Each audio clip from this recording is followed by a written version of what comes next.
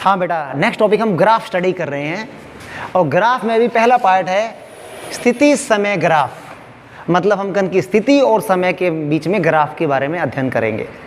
अब देखो मैंने इसमें कुछ कैटेगरी की है ताकि टाइम वेस्ट ना हो। सबसे पहले जब कण विराम अवस्था में है तो ग्राफ कैसा बनेगा। देखो ग्राफ देखें, आप ग्राफ को स्टडी करना आना चाहिए। विराम अवस्था का मतलब क्या है, कण की स्थिति में परिवर्तन नहीं हुआ। तो यहां देखो, आप यहां देखो, मान लो एक कण जब हमने उसको देखना शुरू किया मूल बिंदु से 10 मीटर की दूरी पर है, समय व्यतीत हो रहा है और वो वहीं खड़ा है, तो स्थिति में परिवर्तन नहीं हो रहा। तो वो चीज देखो, जब समय 0 था तब भी स्थिति यही है, समय बदला तब भी स्थिति यही है, स्थिति यही है, स्थिति यही है, स्थिति यही है। इसका मतलब ये ग्राफ किसको शो कर रहा है, कण की स्थिति में परिवर्तन नहीं होने को, अर्थात विराम अवस्था को। मैंने आपको एक बात और ऐड की थी कि किसी भी ग्राफ की जो ढाल है वो क्या होती है। जैसे यहाँ पे मैं स्थिति को दूरी से बात कर रहे हैं, मतलब भाई दूरी है यहाँ पे। अगर मुझसे पूछे कि भी स्थिति समय ग्राफ की ढाल क्या चीज है, कौन सी भौतिक राशि है, तो मैंने आपको एक ही मेथड बताया है, क्या, y अक्ष की संख्या राशि बटे x अक्ष की। y में क्या है, दूरी बटे समय, दूरी बटा समय क्या होता है, चाल। अर्थात अगर हमसे इसकी ढाल पूछी जाए तो इसकी ढाल क्या है, चाल। इन सब में ढाल क्या है, चाल है। तो आपसे पूछे भी ढाल 0 है, इसकी ढाल क्या है, 0 है, इसका मतलब ये कण चाल, ढाल क्या है, चाल, और चाल यहाँ पे क्या है, 0, अर्थात कण विराम अवस्था में है। समझ आया। अब अगला केस देखें, जब कण समान चाल से गतिमान हो, अर्थात वो एक समान चाल से चल रहा है, लगातार उसकी स्पीड सेम है, 50 किलोमीटर प्रति घंटा की स्पीड से समान रूप से चल रहा है, तब कैसे ग्राफ बनेगा। आप देखें, हमें उसकी परिभाषा क्या की थी, यदि कोई कण समान समय अंतराल में समान दूरी तय करता है तो उसे हम बोलते हैं एक समान चाल। तो आप देखें इसकी जो शेप कैसे बनेगी, मान लो यहाँ से लेके यहाँ तक का समय अंतराल है, इस समय अंतराल में दूरी कितनी है, ये वाली। मैंने आगे जाके फिर समान समय अंतराल लिया, मान लो ये 2 सेकंड है, ये 2 सेकंड है। जब मैं इसका ये लूंगा, ये अंतर भी क्या आ रहा है, समान आ रहा है। इसका मतलब इसकी जो चाल है वो क्या है, एक समान चाल है, एक समान चाल है। तो आपको ये मालूम चलना चाहिए ग्राफ देख के कि ये एक समान चाल को शो कर रहा है। समझ आया। हमें मालूम है दूरी समय ग्राफ की ढाल क्या होती है, चाल।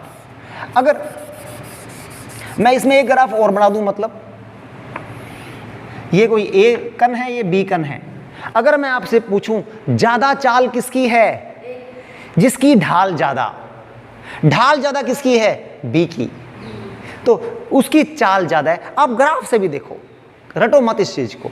मान लेते हैं एक कण एक समय पर, मैंने एक समय समान समय लिया, इस समय पर ये कण यहां पर है, ये कण यहां पर है, बी कण यहां पे है, ये ए कण की दूरी है मूल बिंदु से, ये बी की है। मैंने समय बढ़ाया,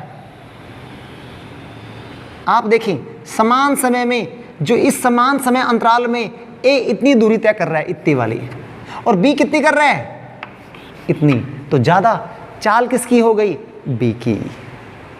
तो हमें यह भी मालूम होना चाहिए, मैंने आपको बताया है इसकी जो ढाल होती है, आपको बताया है ढाल का सूत्र m बराबर tan थीटा, जिसका थीटा ज्यादा उसका tan थीटा ज्यादा और उसकी ढाल ज्यादा। और यहाँ पर दूरी समय ग्राफ की जो ढाल है वो चाल है, इसका मतलब जिसकी ढाल ज्यादा उसकी चाल भी ज्यादा। आपको इस मालूम एंगल से भी मालूम होना चाहिए और फिजिकली भी मालूम होना चाहिए। अब ये देखो एक ग्राफ और बनाया है मैंने समान चाल में, इनमें डिफरेंस देखो। इसमें डिफरेंस ये है, जब समय 0 था, समय 0 का मतलब जब हम एक ऑब्जर्वर हैं, देखने वाले हैं, हमने जब किसी को देखना शुरू किया वो मूल बिंदु से ही चल रहा था। यहां पर क्या है, वो कण ऑलरेडी कुछ मूल बिंदु से कुछ दूरी पर था, मान लो 10 मीटर की दूरी पर व्यक्ति था, और जब हमने देखना शुरू किया तब वो वहां से चला। तो ये ऑलरेडी कुछ दूरी तय कर चुका है जब हमने देखना शुरू किया। इन दोनों में बेसिक अंतर यही है। समझ आया। तो ये हालांकि इसकी भी चाल नियत चाल से गति कर रहा है, क्योंकि एक समान चाल का बात हो रही है, सीधी रेखा बन रही है। थर्ड देखो असमान चाल। असमान चाल क्यों? क्योंकि अगर दूरी समय ग्राफ की अगर हम ढाल देखते, अगर वो सीधी रेखा होती तो वो असमान नहीं समान चाल होती। लेकिन यहाँ पे क्या हो रहा है, लगातार ग्राफ बदल रहा है। इसका क्या मतलब है? देखो दोनों ग्राफ शेप अलग अलग है, क्या डिफरेंस है दोनों, आप प्रैक्टिकली समझो। अगर मैं इस बिंदु पर इसकी मुझे चाल निकालनी है तो मैं क्या करूँगा, इस बिंदु पर एक स्पर्श रेखा खींच दूंगा। ध्यान समझना, ये इस बिंदु पर अगर मैं इसका tan थीटा निकालूंगा तो वो क्या बन जाएगी, इसकी इस बिंदु पर चाल। अगर मुझे इस बिंदु पे निकालनी है तो बेटा तो इस बिंदु पे स्पर्शिका खींचूंगा। आप लोग क्या नोट कर रहे हो, कोण का मान क्या हो रहा है, बढ़ रहा है। कोण का मान बढ़ रहा है, इसका मतलब tan थीटा का मान बढ़ रहा है। tan थीटा का मान अर्थात यहाँ पे tan थीटा क्या है, इसकी चाल, अर्थात कण लगातार बढ़ते हुए चाल की बात हो रही है। चाल लगातार बढ़ रहा है, उसकी स्पीड बढ़ रही है, इसलिए ये क्या है, असमान चाल है। असमान चाल है क्यों? क्योंकि इसकी स्पीड, इसकी चाल लगातार बढ़ती जा रही है। क्लियर हुआ? ये असमान चाल। अब आप इसमें एक बात और देखिए,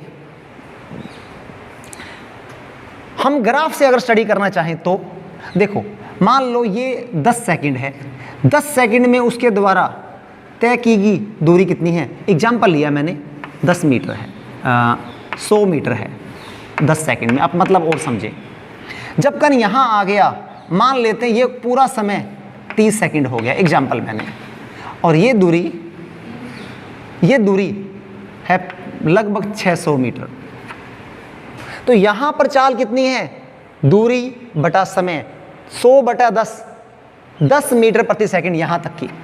और यहाँ पे बात कर रहा हूँ तो क्या हो गया, 600 बटा 30 कितना आ गया, 20 मीटर पर सेकंड। अर्थात चाल क्या हो रही है, बढ़ रही है। समझ आ गया? तो ये ग्राफ क्या बता रहा है, चाल बढ़ रही है। इस ग्राफ में क्या हो रहा है बेटा, इसमें क्या हो रहा है, इसमें देखो अगर मैं किसी बिंदु पर ग्राफ खींचूंगा तो ये ग्राफ ऐसे बना, इस बिंदु पर खींचूंगा ग्राफ ऐसे बना, इस बिंदु पर खींचूंगा तो ग्राफ ऐसे बना। तो धीरे धीरे क्या हो रहा है, मूल बिंदु से जो कोण है वो घटता जा रहा है। इसका मतलब tan थीटा घट रहा है। tan थीटा घटने का मान मतलब क्या है, यहाँ की चाल घट रही है। तो ये बढ़ते हुए चाल का ग्राफ है, ये घटते हुए चाल का ग्राफ है, ये हमें मालूम होना चाहिए। फिर मैंने 3 ग्राफ बनाए हैं असंभव। क्यों असंभव है आप देखें, ये ग्राफ असंभव क्यों है, इसका मतलब है एक पर्टिकुलर समय पर, एक समय पर उसका विस्थापन क्या हो गया, सीधा। देखो दूरी कितनी हो गई, अनंत तक पहुंच रही है। एक क्षण पर ही दूरी क्या हो गई, अनंत पर पहुंच रही है, सीधी ग्राफ है। तो ये ऐसा संभव नहीं है। और देखें ये कोण कितना है बेटा, 90 डिग्री। m बराबर क्या होता है, tan 90। tan 90 का मान कितना है, अनंत। अर्थात इस कण की चाल क्या है, अनंत चाल को बता रहा है, अनंत चाल संभव नहीं है। तो ये असंभव ग्राफ है। ये असंभव क्यों है, ये असंभव क्यों है, देखो समझना। किसी क्षण पर मान लो इस व्यक्ति की दूरी ये वाली है, समय और बढ़ा, दूरी पहले से क्या हो गई, नीचे आ रहा है, कम हो गई। लेकिन हमें मालूम है दूरी कभी भी कम नहीं होती, समय के साथ दूरी हमेशा बढ़ती है, इसलिए ये ग्राफ असंभव है। क्लियर? अगली अगर हम बात करें, इस ग्राफ की बात करता हूं मैं। देखो ये असंभव क्यों है, ये इसलिए असंभव है, कोई कण किसी समय पर यहां पर था, ठीक है।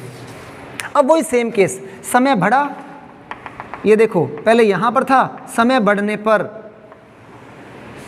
इसकी जो दूरी है वो पहले से क्या हो गई, कम हो गई। फिर यहाँ पर जाके इस समय पर दूरी यहाँ हो गई और कम हो गई, और समय बढ़ा, देखो और समय बढ़ा। अब देखो फिर समय क्या बढ़ नहीं रहा, वापस हम पीछे जा रहे हैं, इसका मतलब समय कम हो रहा है, इसलिए ये ग्राफ भी असंभव है।